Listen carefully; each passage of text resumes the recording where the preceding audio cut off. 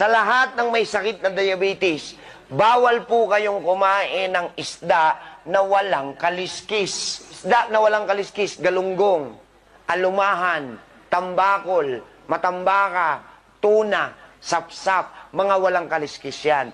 Bawal yan sa mga may diabetes. Ulitin natin, umiinom ng gamot, nakakakain ng bawal. Gagaling o hindi? Kulang lang sa tamang kaalaman.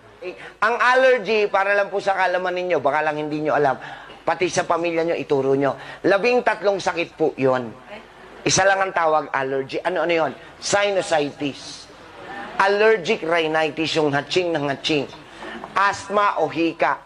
Bronchitis. Pneumonia o pulmonya. PTB, tuberculosis. Primary complex.